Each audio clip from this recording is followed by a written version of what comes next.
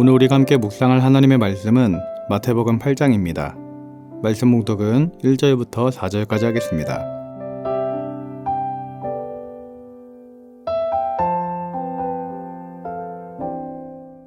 예수께서 산에서 내려오시니 수많은 무리가 따르니라. 한 나병 환자가 나와 절하며 이르되 주여 원하시면 저를 깨끗하게 하실 수 있나이다 하거늘 예수께서 손을 내밀어 그에게 대시며 이르시되 내가 원하노니 깨끗함을 받으라 하시니 즉시 그의 나병이 깨끗하여진지라. 예수께서 이르시되 삼가 아무에게도 이르지 말고 다만 가서 제사장에게 내 몸을 보이고 모세가 명한 예물을 드려 그들에게 입증하라 하시니라. 아멘.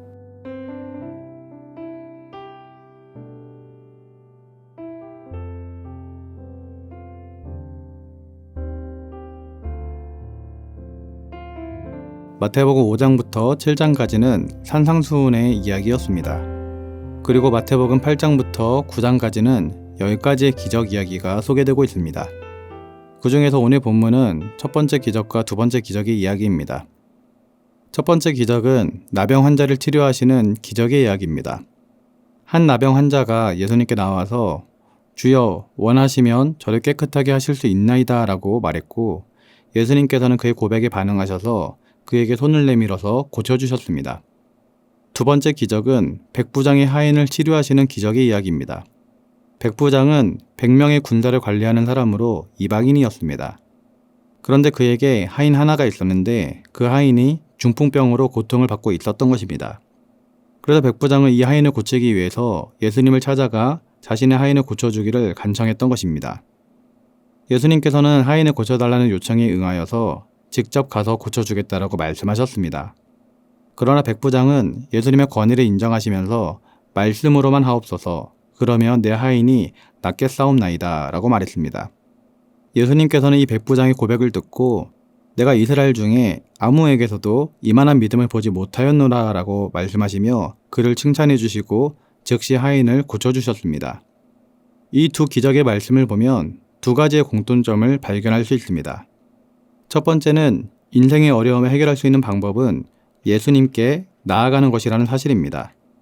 두 기적에 등장하는 나병 환자와 백부장의 공통점은 모두 예수님께 자신의 문제를 들고 나아갔다는 것입니다. 나병 환자와 백부장의 또 다른 공통점이 있는데요. 그것은 이들 모두가 사람들에게 외면당하고 배척을 받던 사람들이었다는 사실입니다. 당시 나병 환자들은 하나님의 심판과 저주를 받은 사람들로서 부정한 사람으로 여김을 받았습니다. 따라서 모든 종교의식에도 참여할 수가 없었으며 사랑하는 가족과도 함께 지낼 수 없었던 사람들이 바로 나병 환자였습니다.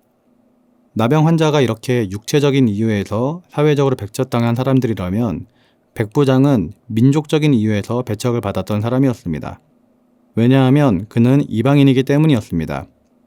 이스라엘은 민족 정신이 강한 나라 중에서도 가장 강한 나라였습니다. 따라서 이방인이었던 백부장은 이스라엘 백성들에게 부정한 사람으로 여김을 받았습니다.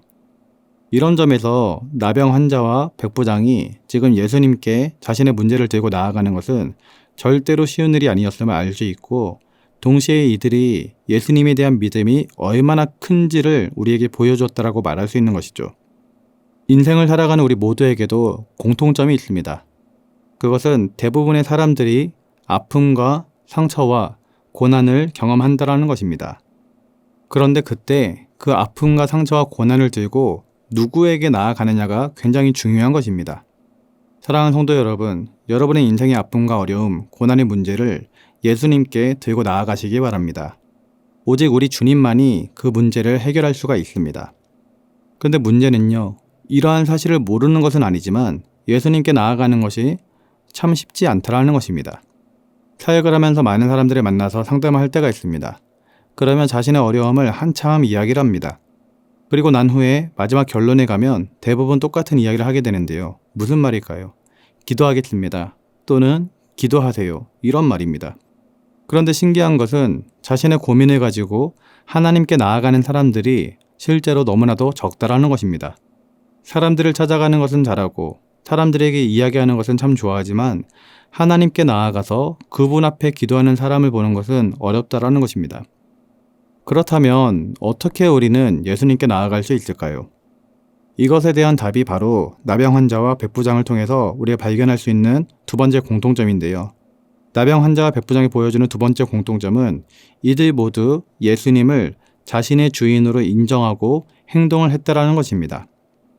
나병 환자는 예수님을 단순히 자신의 나병을 고쳐줄 의사로 여긴 것이 아니라 자신이 섬기고 따라야 할 메시아, 구원자, 주인으로 여겼습니다. 그래서 그는 예수님을 주여, 다시 말해 주님이라고 불렀던 것입니다. 또한 백부장도 동일하게 주여, 주님이라고 부릅니다. 이들이 정말로 그렇게 여겼다는 또 다른 증거는 이들의 행동에서 알 수 있습니다. 나병 환자는 이 자리에 보니까 예수님께 나아가 제일 먼저 하는 행동이 절하는 것이었습니다. 이 절한다라는 단어의 원어는 엎드려 절한다라는 뜻을 가진 단어로 이 단어는 예배를 뜻하는 단어였습니다. 하나님을 예배한다고 할 때 사용하는 단어였던 것이죠. 백부장은 어떻습니까? 예수님께서 자신의 집으로 오신다라고 말씀하셨을 때 주여 내 집에 들어오심을 나는 감당하지 못하겠사오니 다만 말씀으로만 하옵소서. 그러면 내 하인이 낫겠사옵나이다. 이렇게 말했습니다. 이처럼 나병 환자도 백부장도 예수님을 인생의 주인으로 완전히 인정하고 모셔드렸던 것입니다. 우리가 우리의 인생의 어려움의 문제를 예수님께 들고 나아가지 못하는 이유는 시간이 없어서가 아닙니다. 상황과 환경의 문제도 아닙니다. 그것은 내가 그분을 어떤 분으로 인정하느냐의 문제입니다. 사랑하는 성도 여러분, 혹시 요즘 인생의 어려움으로 인해서 힘드신 분들이 있으십니까? 예수님을 여러분의 인생의 주인으로 인정하시고 모셔드리시길 바랍니다. 그리고 그분께 나아가서 여러분의 힘든 짐을 내려놓고 맡기시기 바랍니다. 수고하고 무거운 짐진 자들아, 다 내게로 오라. 내가 너희를 쉬게 하리라. 내 생각과 방법을 내려놓고 하나님의 말씀만을 구하시고 그 말씀대로 이 하루를 살아가는 우리 모두가 될 수 있길 예수님의 이름으로 기도드립니다. 기도하겠습니다. 사랑의 하나님 아버지, 나병 환자와 백부장을 통해 우리도 또한 주님께 나아가야 됨을 깨닫게 됩니다. 인생을 살면서 가지게 되는 어려움들과 문제가 있을 때 그것을 인간의 힘으로 해결하려고 하지 않게 하여 주시고 어떤 문제가 되었다 할지라도 주님께 나아가 모든 것을 맡기는 주님의 자녀가 될 수 있도록 은혜를 더하여 주시옵소서. 무엇보다 주님을 내 삶의 주인으로 모셔드리게 하여 주시고 기쁜 일이 있을 때나 어려운 일이 있을 때나 언제나 주님과 관계된 삶을 살아가게 하시고 주님께 모든 것을 맡기며 살아가는 주님의 자녀가 될 수 있도록 역사하여 주시옵소서. 감사를 드리며 예수님의 이름으로 기도드립니다. 아멘. 하늘에 계신 우리 아버지, 아버지의 이름을 거룩하게 하시며 아버지의 나라가 오게 하시며 아버지의 뜻이 하늘에서와 같이 땅에서도 이루어지게 하소서.